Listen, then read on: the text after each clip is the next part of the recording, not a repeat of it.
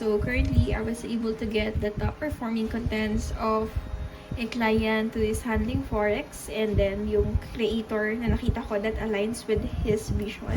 Hey guys, ngayon ay mag-work na ako.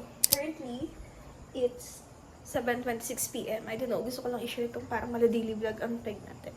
I'm just going to do a content research for one of my client na Forex trading. Kaka-onboard, kakausap lang namin kahapon. And then, mamaya, may meeting kami ng 1 a.m. So, I need to prepare a marketing recommendation or strategy. Sabi ko kasi mag-research muna ako. Tapos, gusto niya agad-agad. So, bibigyan ko lang siya ng a little bit idea how it works. And then, after that, I'm going to list down my to-do list for today. And then, i-update ko na lang kayo kung nasaan na tayo. I'm going to write my to-do list for today. Actually, nasulat ko na pala siya. So, I have this one client na 1 week pa lang nag-roll yung content namin. And then, she's been asking me about, what about this one? Why do we do this? Why do we do that? Ganyan. I love the fact that she's, parang nag-exchange kami ng idea.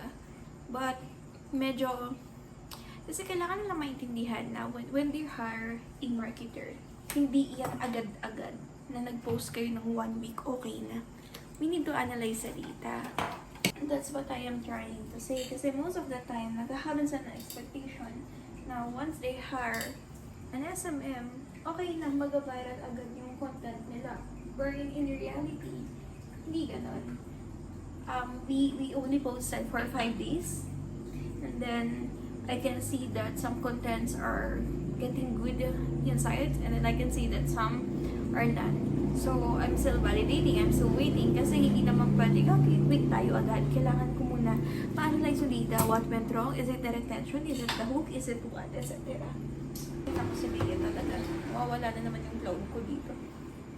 And then yung data dun sa content niya is, personally, it's good. As someone na nag-i-start pa lang.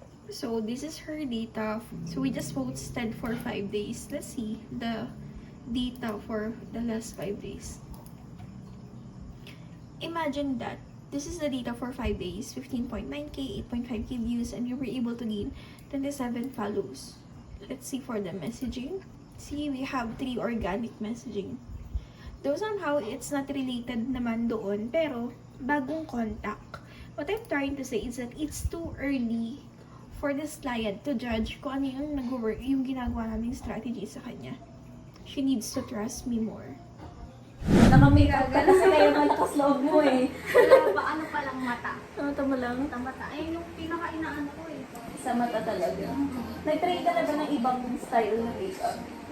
Guys, so it's 11:50 p.m. Sobrang dami kasing chika ni Joanna. So, ito pa lang yung nagagawa natin. So, currently, I was able to get the top performing contents of a client who is handling Forex, and then yung creator na nakita ko that aligns with his vision. And then, inisto ko yung mga top performing content ng mga creator na yun. But right now, I was able to check 2 creator pa lang, and then 5 content each. Kasi yun lang yung top performing nila. But then, I finally figure out some, what do you call this? Topics that actually good. I list it down here. So, as you can see, I have here the tools, yung hacks or facts, and then yung reading ng diagram. There's also some motivations, and then meron na silang category type of trader. So, these are the content ideas that I get as a common denominator. Pero most of the time, ito talaga yung pinaka-top performing niya. So, I need to understand more deeper kasi right now, nakakuha ko na yung context, yung format. But again, for the content topic, that is something that I am going to get through audience analysis. So, that's the update for now.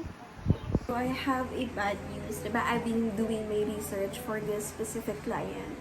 And then, I asked the team member, hindi na nag-refer sa akin. Tinanong ko kung alam na ba niyang client yung rate because I wasn't able to ask the client about it yesterday, which was my bad na dapat I don't assume, dapat I still mention it to him.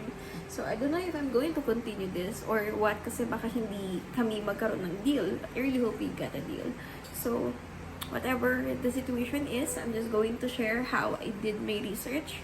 But again, this one is incomplete kasi it's just, 15% pa lang out of 100% yung natatapos natin kasi basically we're just identifying the content pattern, the content format that is working on this kind of industry na kahit na mag-advance tayo ng content for 1 month is hindi siya mawawala sa trend.